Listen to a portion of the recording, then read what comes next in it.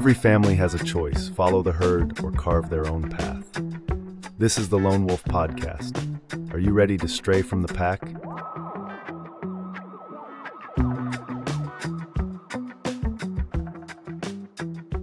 Welcome to the Lone Wolf Podcast. Hello!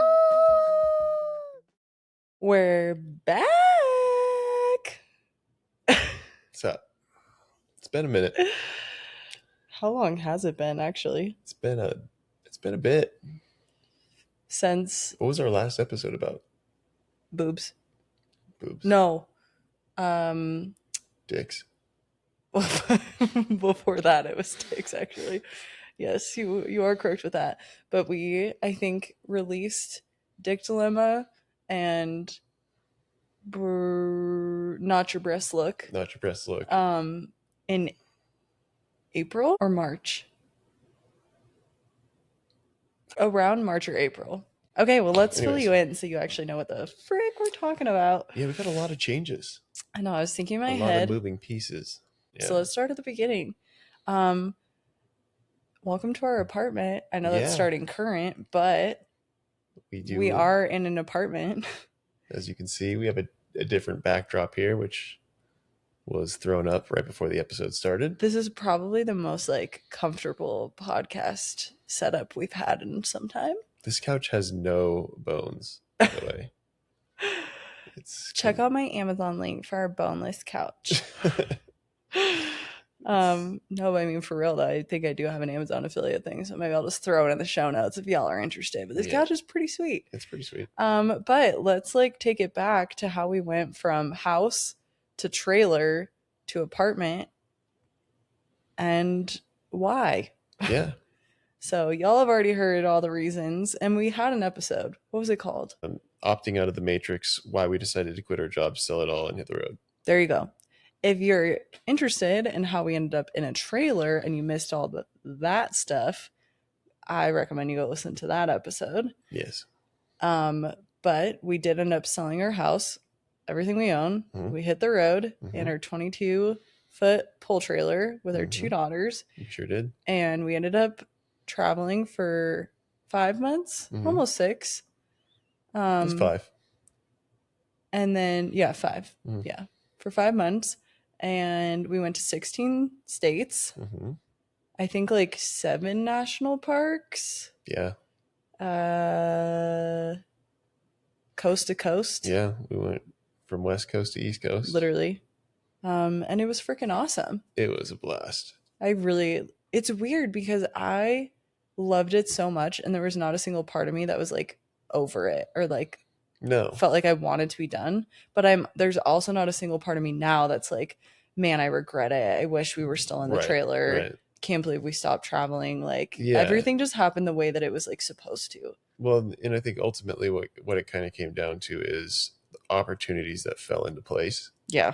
And we completely course corrected based off of the information on certain things that popped up. The opportunities that presented themselves. We were kind of just flying by the seat of our pants. We were just letting it all just kind of pick us almost. Yeah.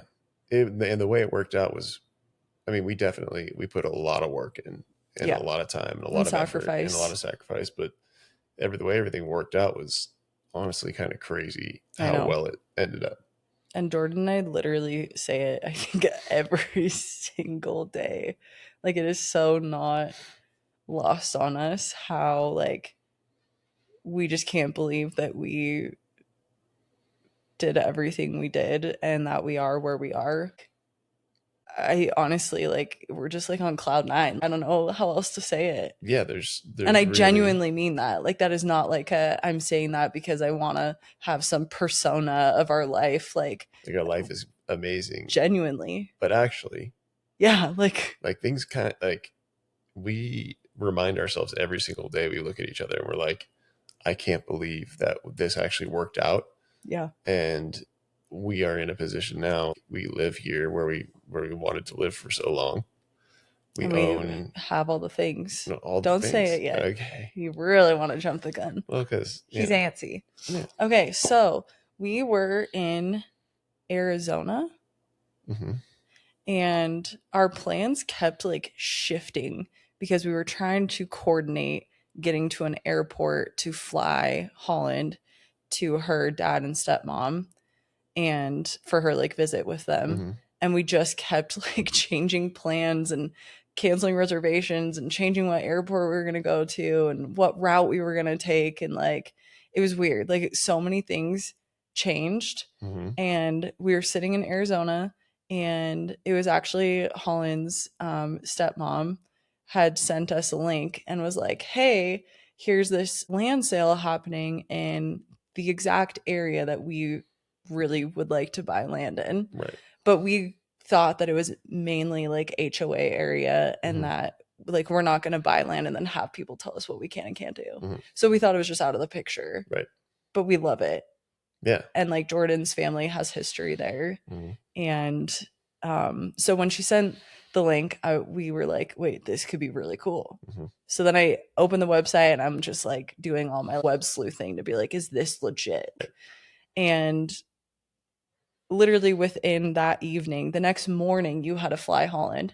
So I stayed back with Zeppelin, and I was like making phone calls and researching things and trying to text and call you while you were flying. Because if it was going to be the right fit, we had to get from Arizona to Northern Nevada in like 3 days or 4 days or something like that. Yeah, like something crazy. Yeah. And ultimately we were like, okay, I think this is going to be worth it to at least get there and check it out. Yeah, at least like go check it out. Yeah. So we got in to Lake Tahoe, parked the trailer there, and then drove out the next morning to go check out the land. Yep. Before the sale. So this was basically like an old-fashioned like land auction, like a land grab. It wasn't an auction. They weren't auctioning it off. It was first come first serve based on a set price. And the prices were crazy. Like the prices are crazy for what you're getting. They were just trying to get rid of big parcels of land. So all the parcels were 40 acres, right? Which everything that we had been looking at prior to that were like 5 to 10. 10. Yeah. If that. Yeah. For more money. Around the same to 20 grand more. Yeah. Which is crazy. In areas that we didn't really know. Further out. And typically it was, you were on a hillside. Like, your full acreage maybe had some barely flat buildable areas. Yeah. But it was a lot of hillside. Which is beautiful, but really challenging. It's hard to use if you wanted to build a horse corral and have a barn and do all the stuff that we want to do. Or even a house. It wasn't like the best option for the things that we wanted to do with the land, but we were willing to sacrifice to, have our own space and be able to afford it. Yeah, for sure. That's the biggest thing is like, if you, I don't know, we really wanted to like buy our land for cash and not like have like this big loan and interest and all that stuff on like our land and be like, this is ours, Right. So, okay. So like Jordan said, it's a first come first serve basis. And I was really unsure because a lot of their like marketing, it felt like was this like urgency marketing where it's like, get the first appointment. Sign up. And like sign up because lots go fast. You're gonna miss out. And we were like, okay, we'll see. And I just don't like that type of stuff. I don't like feeling like I'm being cornered and I need to go out there and panic buy something. Nobody wants to be pressure sold. You know what I mean? And what if that's not even true and you're just trying to stress us out and make us think that we need to get there and buy something immediately. You know what I mean? Yeah. And it actually, that strategy worked out for us because it made us be like, okay, well, let's get out there because this is like a thing that could happen. Let's just say that they are telling the truth and it is going to be busy and things are going to sell out quick and we need to prioritize. It made us get out there a day early to be like, okay, we need to know which one we want when the time comes. And I just knew like my personality type, I do not like making especially a decision like that on the spot. Like somebody's watching me being like, hey, which one are you going to pick? Because there's 10 people in line behind you. Are you going to take this one? And then you purchase it and then you're like, it's like going in for the flash tattoo and you like just pick something random and you end up hating it, regret it. And I really wanted to go and like feel fully confident that if we were going to try to buy something, it was exactly what we wanted. Okay. Because we did have other options. We did. There was other things that we were interested in for sure. But this was kind of like in the area that we wanted, outside of the HOA, way bigger property than we ever had imagined for a similar price to what we were looking for. 100%. And so it kind of checked all of our boxes. Yeah. But yeah, I mean, so we talk about our spot. Yeah. Okay. So we drive out there, and I think like you and I both were like feeling really excited, and we're also like really nervous because we've looked at all the topographs, we've looked at all the freaking easements, we've like what's the Google map, what's the one where you can Google map, when you can like see like Google Earth, there you go. We did like Google Earth on it. I had looked up like all these pictures in the Facebook and their Instagram. We literally did everything we possibly could to get a good idea of what it was going to look like. But none of that means anything until you're actually out there. No, like it literally means nothing. The lots that we had thought we were going to prioritize weren't the lots that we wanted at all. Yeah. And you just have no idea till you're out there. So our drive out there, like we drove through where the more developed parts, are, and we're like, oh yeah, we love it out here. Just being reminded how much we love it out there. And then you just kind of keep going. You kind of keep going and you keep going. And we drove past like a whole herd of wild horses. And that was incredible. I was like, okay, this is pretty cool. And the roads weren't too bad, but they just kind of kept getting worse and getting worse. Yeah, it was bumpy. Yeah. And there was a part where I was kind of like, oh, like this isn't gonna be good. Like no wonder these are affordable. Like, well, and they did mention they had just cut these roads and easement access roads to the parcels themselves, so they weren't like by any means nice, well graded. No, like it wasn't like they had road gravel or anything like that. They were raw cut, and that area is fairly rocky. And by were, he means they still are. That's how they are. That's how they are. Yeah. But after driving it a couple times, you're like, okay, like it's, it's bumpy, but it's fixable. I think the biggest thing is like you do that, like the drive, and you're kind of like, oh, okay, this is kind of a lot. And then all of a sudden you're going up this hill, and then you reach the top of the hill, and then you're like, whoa, like this is worth it. Yeah. And I think that's what we felt like. Like at first I was feeling really nervous because I was like, this is nothing what I imagined in my head. I had no idea it was going to look like this or be like this. Are we really like immediately? I'm just imagining like a newborn in their car seat, like careful, careful. Like on the roads, and like the girls like just hating the drive because it's so like rocky and insane. And like I just had all these like things flashing through my head where I'm like, this isn't gonna work. Oh yeah, totally. I was in the same boat. I was like, damn. I was like, this is like too good to be true. Yeah. I was like, we're gonna need like a UTV or a Polaris like to get out and leave our cars at the end. And but once we got over it, it was just like, oh my gosh, this is insane. Like there's nothing out there. It's just big, open, beautiful, vast desert with mountains, and there was like these clouds like rolling over the mountains, and there was a hawk flying, and the wild horses are running, and it was just like big. You drop down like a big open valley, and it's just views, like 360 views. And then I feel like we started realizing that the plots were marked by these sticks with pink flags. And once we started figuring out like how they all like lined up, it was like, we were like, holy shit, 40 acres is a lot of land. That's one lot that we just drove on. Yeah. And they're massive. Massive. Like I keep telling Morgan I could build a small golf course on one of them. Literally. Huge. It's crazy. Yeah. It's so much space, and they're big squares.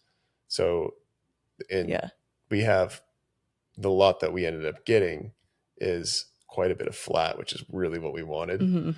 But it's hard to even describe. We try telling people about it and family about it, and you really just like have to see it. You do. You totally do. To like appreciate the full scope of it. Yeah. But let's back up a little bit because. Well, so I want to tell the story of actually like picking our plot. Yeah, but what did I miss? You didn't talk about getting our spot, our time slot. Oh, and that was even what I like. Yeah. Okay. So it's a first come, first serve situation. when we finally were like, okay, I think this is legit. Let's like adjust our travel plans and get out there as quick as we can. Let's make it. We're in Arizona at a campsite. Yeah. Like, let's make it. Mm-hmm. So I call them up, shout out to Brandon, and I'm like, hey, I want in, like, what's the like soonest appointment slot? And they were like 2:30. Mm-hmm. And I was like, and what time does it start? And they were like 7 or 8 in the morning. 8 a.m. Yeah, 8 a.m. And I was like, okay. And how many lots are there? You know, I'm trying to do mental math in my head, and I'm like, would we even have a shot at anything? You asked him, you're like, well, how many people are per slot? And it was 10 to 20 people per hour or something like that. It was so crazy. They had over 100 people show up. Yeah. So however that maths out. It was nuts. It was crazy. So then we were like, fuck, we're not going to get anything. I know. And so then I think the more we sat on it and the more we were like, I kind of want this. I'm feeling kind of pumped about this. And the more we were like, I don't want to just like go and see. It's that competitive nature kicked in for us, and we're like, if we're gonna want something, do whatever we can do to make this happen. And I'm gonna get the best slot out there. So then we were sitting in SoCal at my family's house for Easter. It was literally Easter Sunday, and I think we were getting ready to go to bed. And I was just cleaning out my inbox and my Gmail account, and there was an email confirming our appointment time. And I opened it, and then it was like, reschedule here, and I was like, well, I mean, if you click that, I know it would show me the like time slots again. And I was like, maybe over the weekend some people had canceled, because I had asked Brandon, I was like, if anybody cancels, can we be on the list to be moved up? And he's like, for sure. I'll call you. But I don't trust anybody to do that. I'm going to do it myself. You know what I mean? So I clicked on it and I look, and 8 a.m. was open. And I was like, that's mine. And I snagged it, and it let me change it, and I got a confirmation email. Well, and then we were still kind of like, I don't know if that's actually going to be legit. Like, that must have been like a glitch or something. I got the email, so I was like, so we have an 8 a.m. I'm showing up at 8 a.m. So then we had a meeting set up with Brandon that afternoon. It was like a Zoom call. They like asked that everybody do like a Zoom just to like ask any final questions and like prepare for the event and stuff. And he immediately was like, so I saw you slipped into that 8 a.m. And I was like, I sure did. And he was like, yeah, well, it actually came back to me just the other day that we had like a glitch in the system where only if you clicked reschedule would only the 8 a.m. time slot show that it's available. And I was like, Brandon, here's the thing. If you're going to miss anything, I'm going to catch it. Yeah. So, and he was totally cool about it. He was like, good. It's no worries. So like, that's your slot. At the end of the day, like, they're just trying to make sales. Well, yeah. And if someone's that eager to get a spot and be one of the first people out there, then he's like, these people are probably going to make a move on something. For sure. So I think he was excited too, but he did say, he was like, yeah, my manager was like, that shouldn't have happened. And he was like, well, just let him have it anyways. Yeah. Because at that point it was too late. We had already got rid of our old one. I mean, you would have seen me at 8 a.m. Yeah. You know, I know. Okay. Anyways, so that was that. Jump back forward day before the sale. Yep. Yeah. Like, we're trying to figure out the roads and like where they all go. So we're like out on these ones over there. We're like, these are really pretty, but it like goes down the mountain and you know, like it could work, but whatever. Each lot had its own placard. Yeah. So it had like a metal cool placard that said the lot number, and they gave us a map ahead of time where you could see the lot numbers exactly, and then you could like follow the trail, and it had flags marked on each 4 corners of the lot. But figuring that out, we were slowly like putting it together. But but they had like 13 40-acre ranches for sale in the one area, which is a massive amount of land. So covering that space, and you're like looking around, and the roads aren't great. Sign, and you're like, well, which flag is ours? It starts here. And then once you start to kind of put it together, you're like, okay, it's starting to make sense now. Yeah. But a lot of the lots that were for sale were on a like ravine canyon side of the mountain, or even entering the whole side of the mountain. So still eaten up by a lot of like hill and mountainside. And as beautiful as some of the views were, and you could still have a really cool house with a nice view, a lot of your usable land would be just around the house. And then you'd have sick views and you'd own this whole mountainside, but it's like, what do you do with that? Yeah, I think that's cool for like the right person. But for like what we wanted to do, like we weren't trying to like build a retirement home. No, we want or like, an investment property. Right. Like this is supposed to be like a ranch. Animals in a barn, yeah, and a main house, and a guest house. Like we want all kinds of stuff that we can progressively do over time, so that family and friends can stay with us, and we have basically a compound for all the things that we want. So this is my favorite part of the story. So we're over here on these lots, and I think we were walking back to our car, and I see this whole caravan like going out, and I was like, babe, I bet that is the agents like preparing for tomorrow. So we hopped in and we like drove to the end of their link, pull up on the tail end of them, and they are all kind of getting in their car and driving off. And I'm like, shit, we like missed our opportunity. But of course, Jordan catches like the last guy. I'm gonna go talk to him. So I run up. Yeah, ran up on the last car, and he's probably like, who the fuck is this guy? And I'm like, hey, are you guys the agents for the sale tomorrow? And he goes, yeah, and so we ended up talking, and I think you and Zeppelin I was like waiting in the car, and then I was like, I might as well just go out there too. So then I bring her, and really she sealed the deal, let's be honest. So I started talking realtor with him, and I was like, so what's going on? Like, which are the best lots, and this and that. And he's like, well, we're not really supposed to say. He's like, but let me give you a map. So he gave me a map that we already had. Yeah. And he's like pointing out the lots. He's like, these ones over here, just so you know, and this is between us. These ones over here are already spoken for. And I was like, they're spoken for. Isn't the sale not till tomorrow? He goes, yeah, but technically it's not till tomorrow, but these are investors and they wanted to take them off the market today. At the end of the day, we're just trying to get stuff sold. So those ones are gone. And we're like looking at each other. This is crazy. So those two we can't even buy now. Yeah. I'm like, I thought the sale's tomorrow. So now I'm like thinking in my head, maybe we need to figure out which one we want today and tell. And so we end up talking to him, and I'm like, should I call Brandon, the agent that we were working with, and let him know if we find one that we want today? And he was like, yeah, for sure. He's like, call him at the very least. He'll hold it for you till tomorrow. So anyways, he tells us the two best lots, and we were actually on one of them. We were in between the two. Right in between the two. Yeah. And they were both had very nice, they actually butt up to each other. So one of them's a little lower in the valley, but when you come over the hill that's really rocky or the mountain, and you drop down into those next set of lots, there's this big valley that has a lot of flat and a lot of really nice terracing, and then it goes up the mountain quite a ways. And we looked, and we drove on both of them. We were like, okay, so it's definitely one of these. So we knew immediately, and now we're like thinking, holy shit, like we got that 8 a.m. time slot, but we might not even need it because we're going to be able to just call the agent. And I think within like 5 to 10, maybe 5 minutes of that conversation with the agent, I was calling Brandon. We were like, we want lot 3. Yeah. And he was like, okay, well, I got to talk to my manager and whatever. I'm going into a meeting. Yeah. We were out there for another 3 hours, remember? Until I was like, I haven't heard from him. We called him back. So I called him again, and I was like, Brandon, I need to know. And he was like, finally, oh, yeah, not a problem. Yeah, he reassured us. He was like, look, I'm going to hold it for you. He's like, just get here really early tomorrow. Like, if you're not here early, we can't really do anything about it because somebody else can claim it. You have to put a deposit and all this stuff. So, so we got there like 7:30 in the morning. We hung out for quite a while that day. We hiked the lot and walked all around it and sat on it and waved at everybody driving by like, sorry, suckers. We still couldn't figure out. Well, this is the day before, so we still couldn't figure out where the fourth corner of the lot was. That's true. I know. It's so big that we were on there, and we were like, they cut a pad for every lot, like to pull your car in, like a little driveway, and then a pad where you can park. And so we're parked on our pad for the lot that we want, and we're looking around, and we see one flag on the corner, and then you look all the way out, and there's another flag, and then you look all the way back, and there's a flag that right below the mountain. And we're like, okay, so looking up the mountain, because there's got to be another one up there. Yeah, we own quite a bit of like this mountainside, but it's a gradual grade, and it's like exactly what we wanted. Like we wanted to have a vantage point.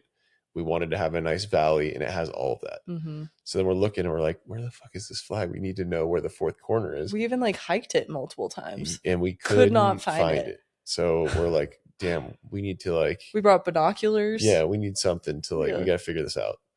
So, anyways, the next day comes. We show up for the sale. We bring our deposit. We get there early.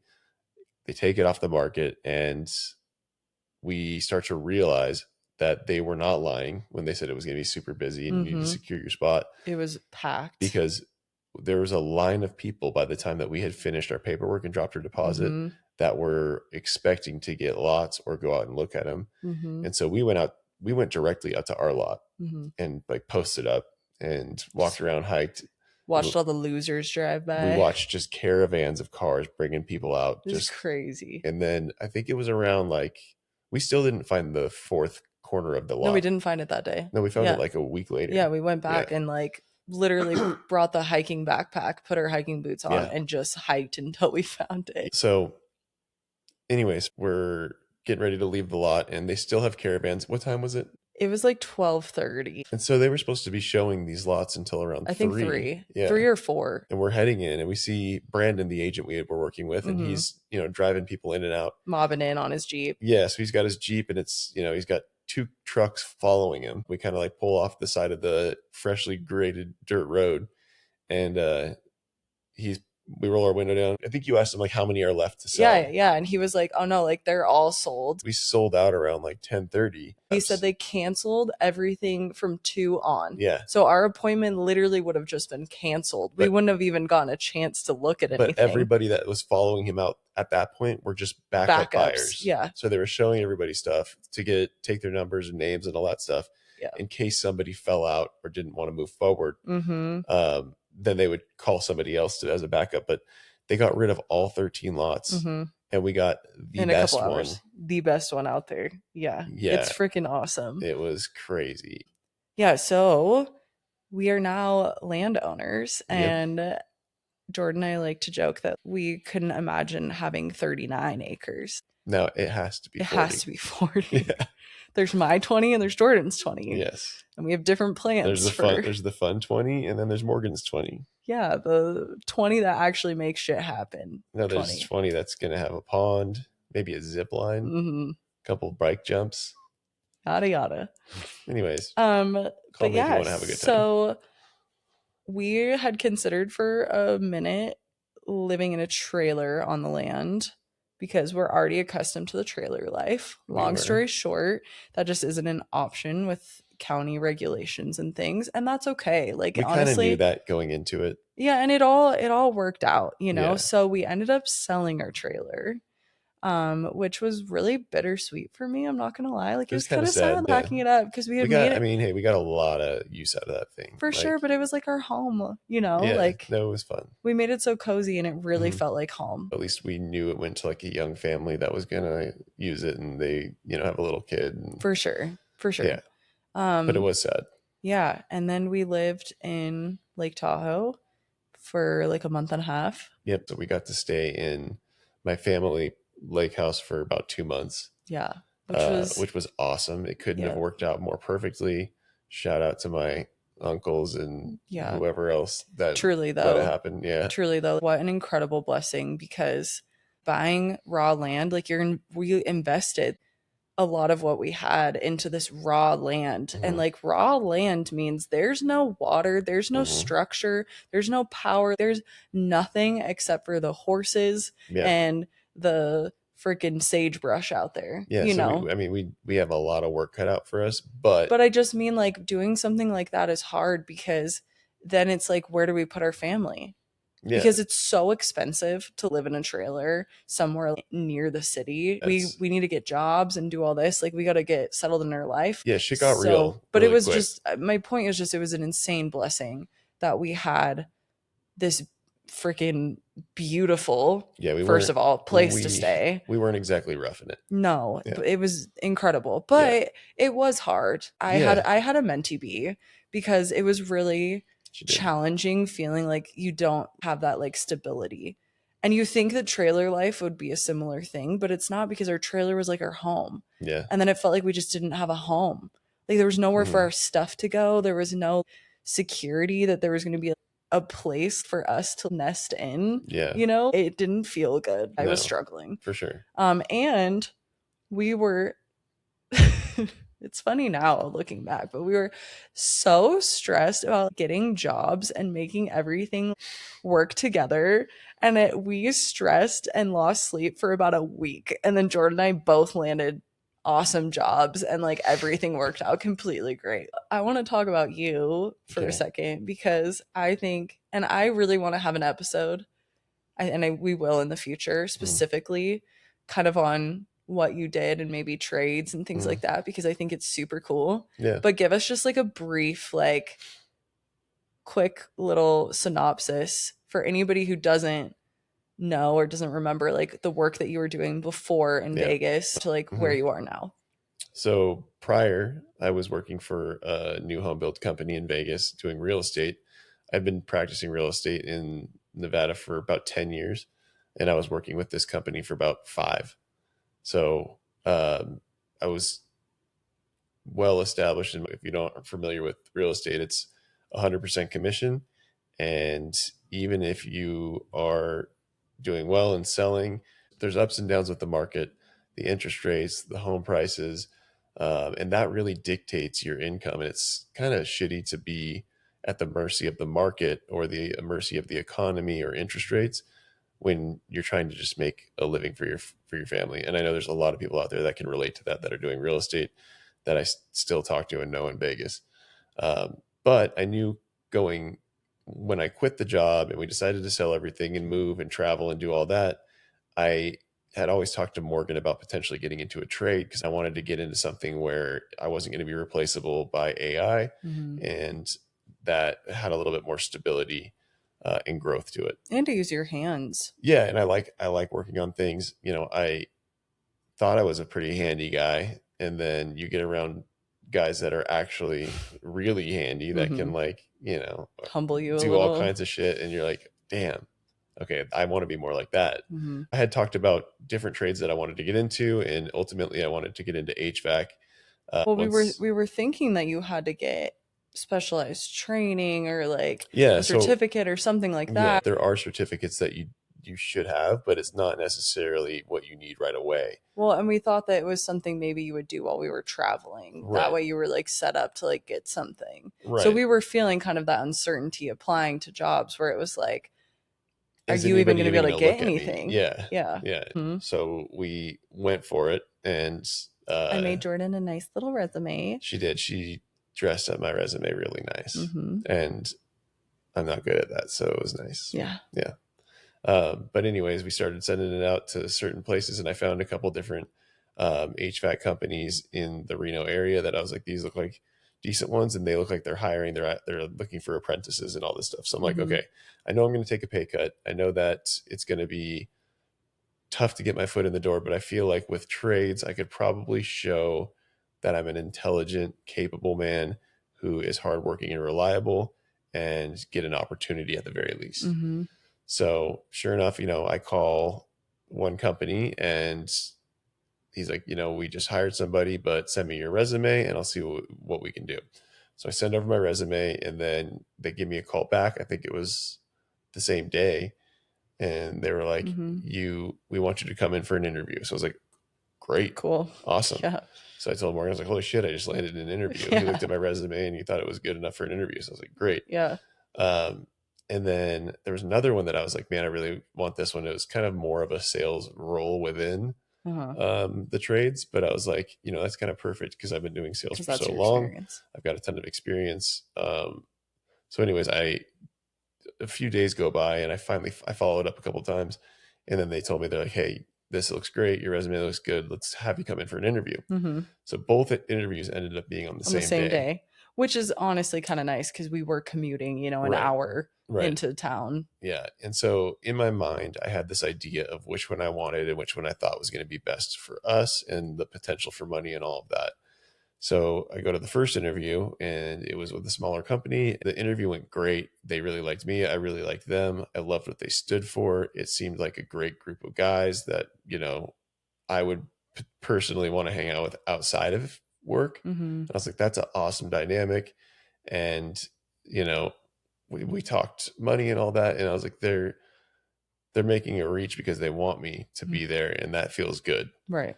And so I talked to Morgan afterwards and I was like, man, this one's really good. Like, you know, which is funny because he went into it being like, I thought that was going to be the one I was going to just do like as a warm up interview. Yeah, it's your practice interview.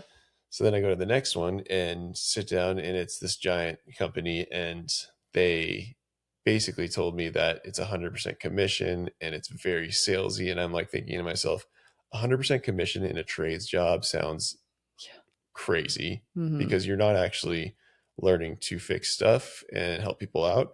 You're learning how to dupe them out of their system that could be fixed and sell them a new system, because that's the only way you're going to make money. Yeah. So, and it's the same model that you had left. I talked to Morgan, I talked to my family, and it was the same stress where it's like you're riding on your next sale. You're only eating what you kill. And as much as I know I'm capable of that, it's not what I wanted. And I wanted to be around guys that could teach me a trade that I could then take with me wherever I wanted to go. And it's something that I'm always going to have. The other one was a sales position where the trade kind of fell second to the sales.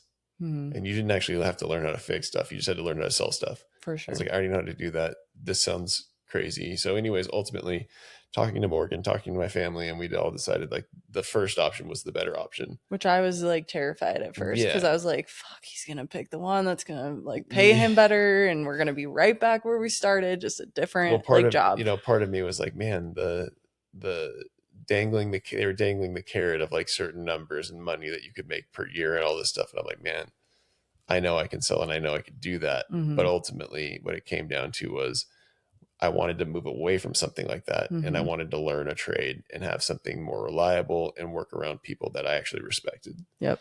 And that's where I ended up. So I ended up taking the job with the first company, and I've been working there now for about 2 months, and I love it. And the guys that I work for are awesome.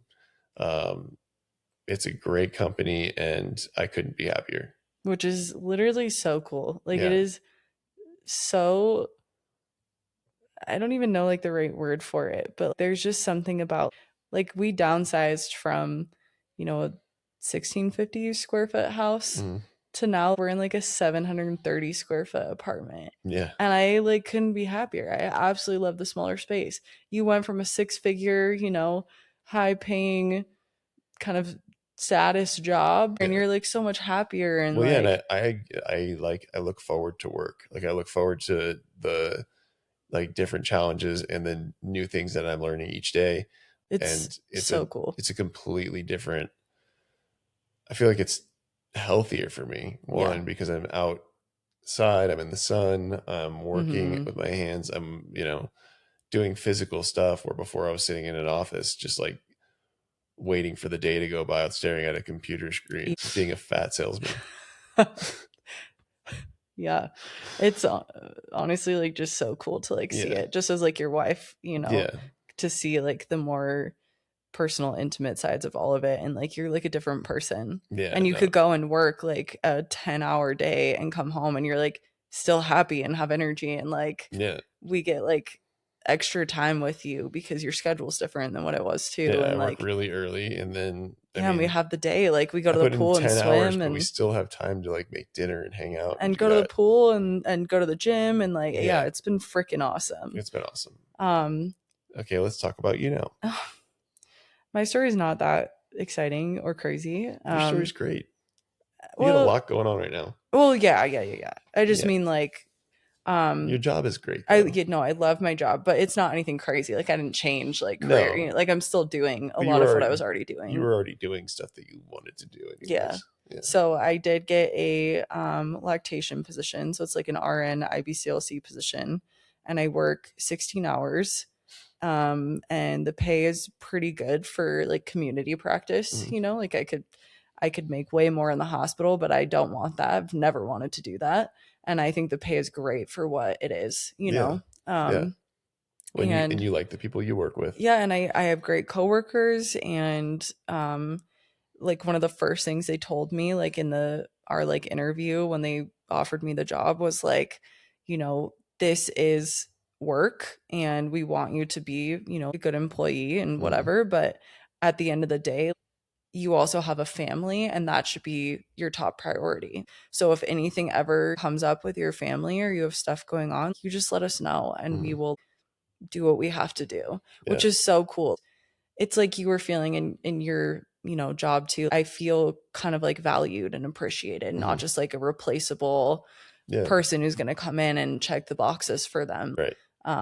which is really awesome. And we have worked out an amazing situation for the girls so that I can work. And then I also work on Saturdays when you're home with them, and that's worked really, really well.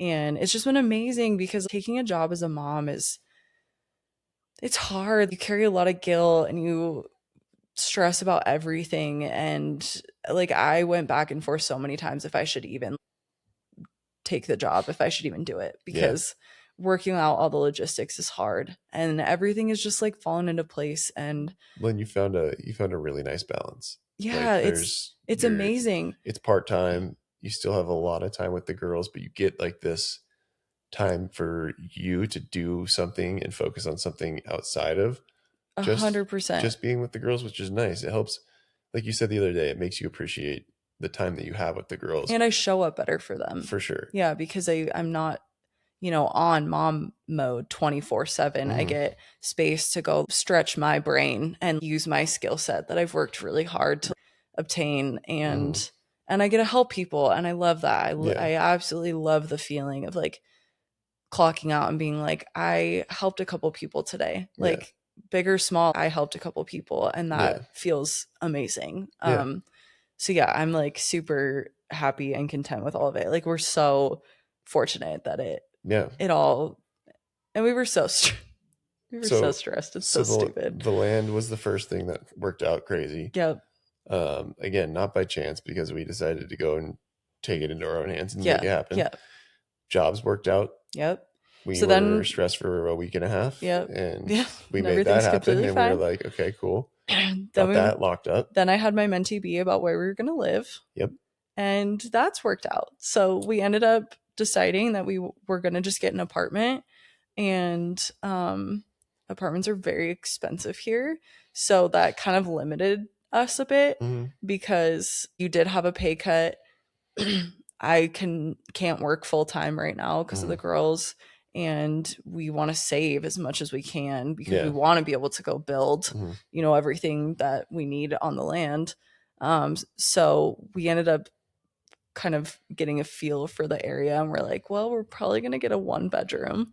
So I was kind of stressed about that, but also we own nothing and we just lived in a tiny trailer, and it was great. We didn't even have enough stuff to furnish a 1-bedroom at all. Yeah, we had to buy. We couldn't even furnish a bedroom. We had to buy all new stuff. Yeah, we had to buy a ton of new stuff. But you know what? The best thing that ever happened to us was, one, simplifying our budget before we left the house. Selling the house and moving into a trailer primed us for simplicity, for knowing what we really needed. Kind of like minimalism. Like we got down to the bare essentials. Now we're in a 1-bedroom apartment in a beautiful area, has tons of amenities. We never thought we'd be apartment people, and now we're like, we love it. We're thoroughly enjoying the apartment life. Yeah. At least in the meantime, until we can get a livable space on our land. Yeah. But we ended up finding the complex that we're in, and I loved it because it's right at the bottom of the highway that you would take to get to our land. It's beautiful. It's outside of the city, but there's a 3.5 mile walking trail that goes around all these wetlands, and there's cows that pasture in this big open field next to it, which is amazing.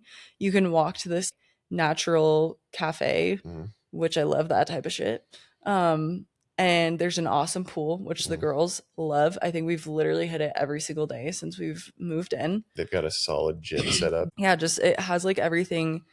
Yeah. So anyways, the apartment life is not as bad as we thought it was going to be, and we are thoroughly enjoying it. And the small space is amazing. I love it. This place stays so clean because there's literally no space to clean. Oh yeah, it's been freaking awesome. It's been awesome. And now we are set up. We have the land. Yep. We have jobs. Yep. We have a place to live. Yep. That we enjoy in an area that we love.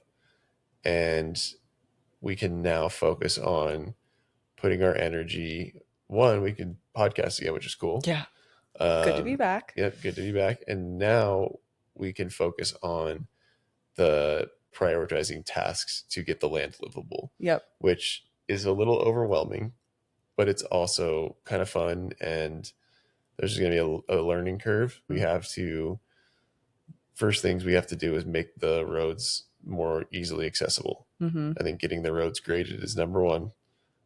We need well and septic. So we need water and sewer in order to get a building permit to start. Yep. And those are our priorities right now. And getting permits is a headache and a half in itself. So Right. But yeah, we will be. You don't think about, like, for sure. Those are the things you're like, oh, I'm gonna get this land and I'm just gonna build whatever the fuck I want on it, and that's not the way it works. No, counties have regulations. I do really want to have an episode as well in the near future where we're, by no means experts, but at least come and kind of share, because I think the idea of like buying land is a dream of a lot of people right now. So I would love just to share kind of our experience of the research, what to look for, what questions to ask. Yeah, right. And then the things you have to think about that you have to actually do to like build on the land. Yeah. And then that episode maybe can have multiple parts as we build our expertise as we go along the process, you know? We'll talk about our failures and we'll talk about our success and just things that we think could be helpful for others. Yeah. And I don't know if we're still planning on doing it or not, but we're probably going to document quite a bit of the build itself. Yeah, we will for sure. Yeah. So then for those of you who have followed kind of our fertility journey and have listened to some of our previous like fertility podcasts, we have been back on the TTC. I don't know why would I hate saying that acronym. It means trying to conceive. We've been trying to make a child. TTC. I'm gonna use that now.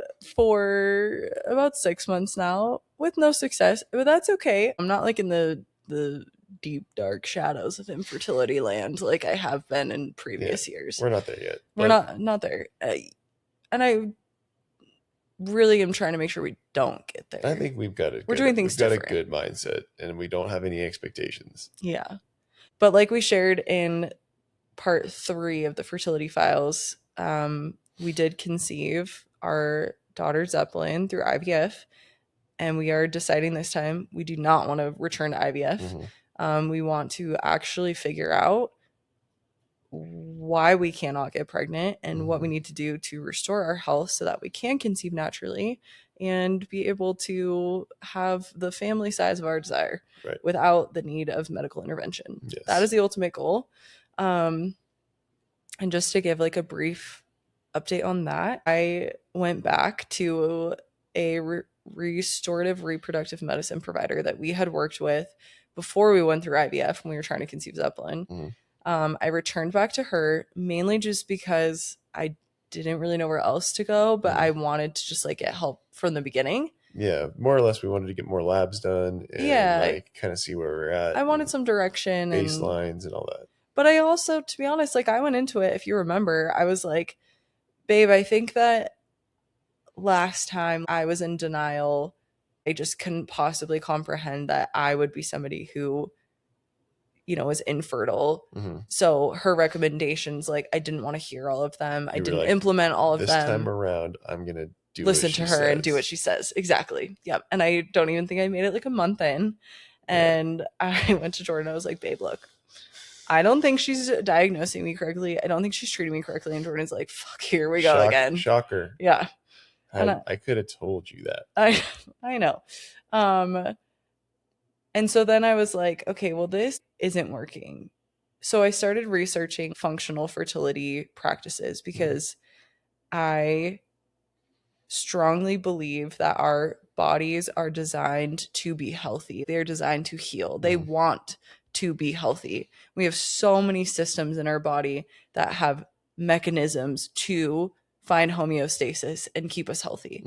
But we live in a toxic sludge of a world. Yeah, there's just as many things that are, if not more, that are acting against us nowadays. Yeah. To make your body work way harder than it needs to, and it can't keep up. 100%. And I think that women, we are different. Like we're cyclical beings and we are much more sensitive to our environment and our health is going to be impacted on many more levels being in this toxic soup than men.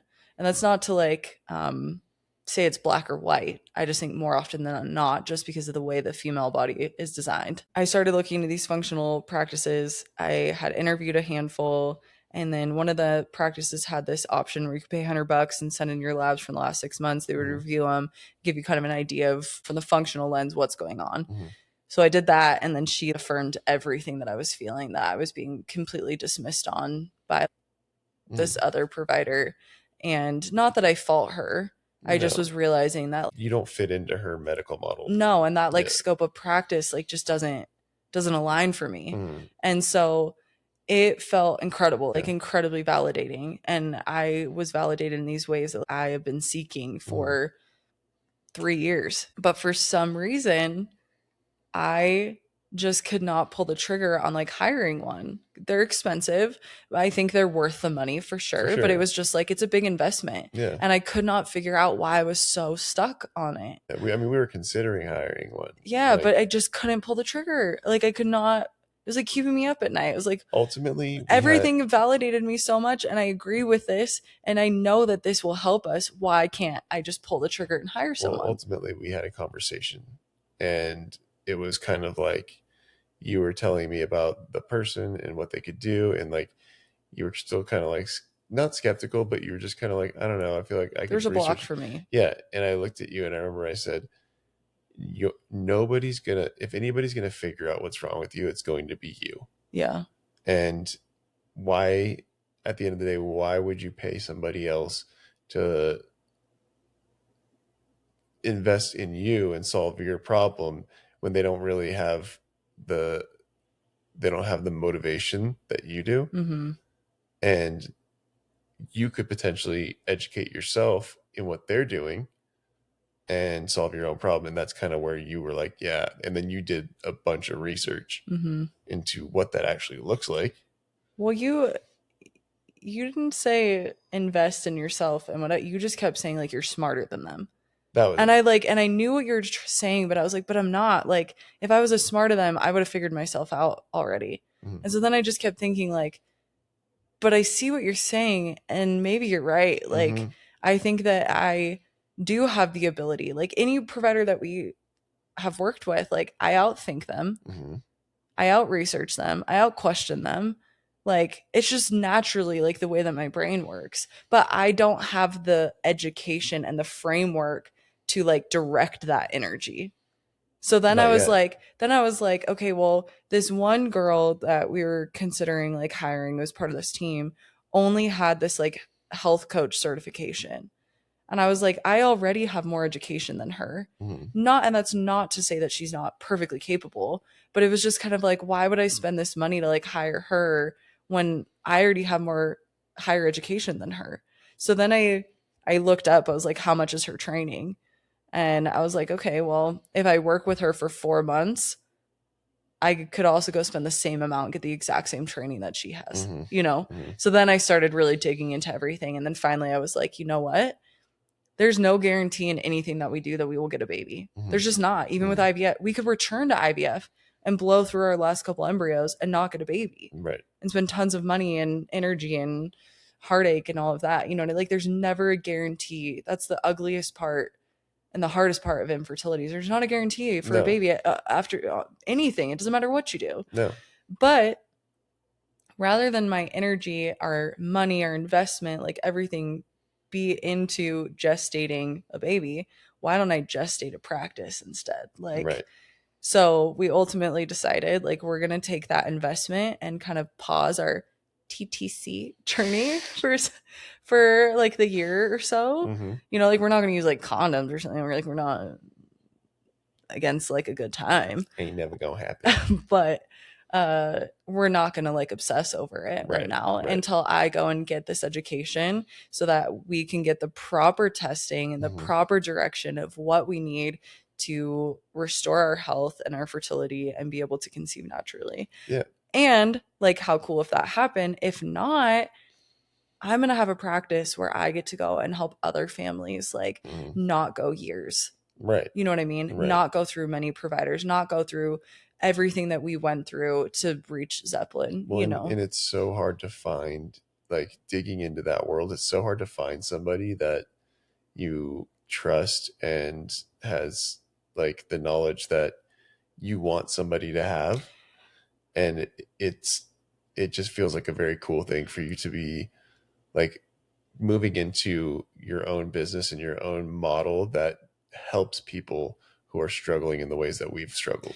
And I think that's the big part for me that I also was struggling with is I would go and read the bios and, do a deep dive on every single provider we were considering. And none of them had like personally experienced infertility the way that we have.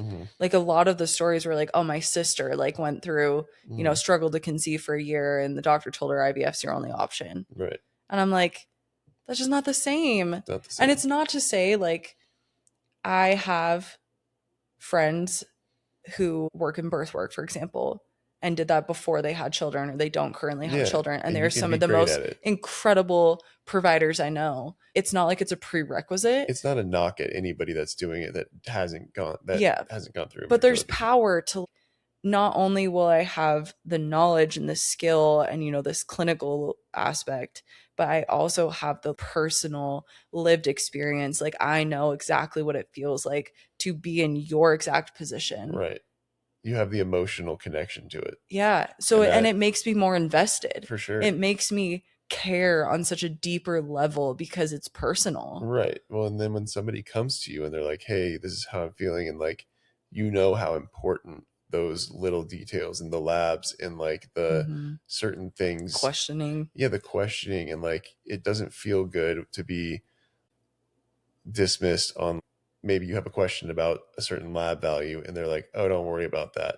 And then personally that because you are worried about that because everything else looks fine. So to have that, I think just that aspect of it is going to be a really big deal for you and your new business. Yeah.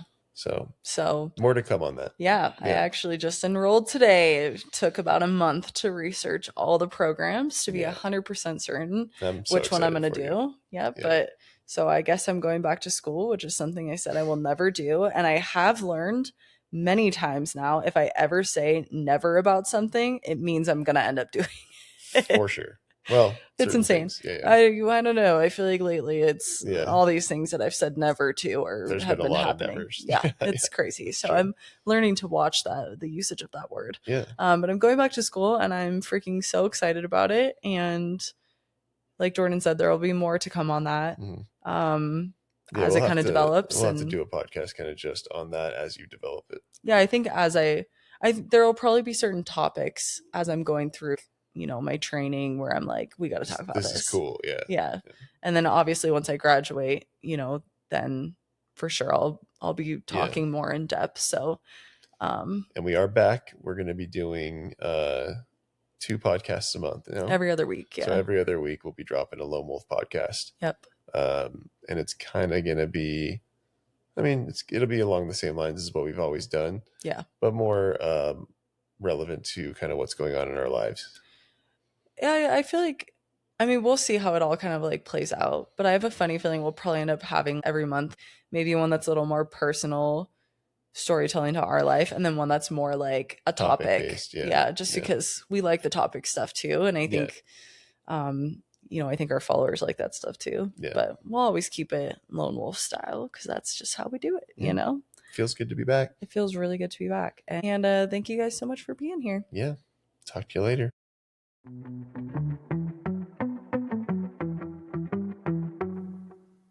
If you feel at home here, leaving a 5-star review helps other families find their way too. Come hang out with us on socials at Lone Wolf Podcast, and don't forget to subscribe so you don't miss what's next. Remember, sometimes you have to stray from the pack to discover where you truly belong. Until next time, loners.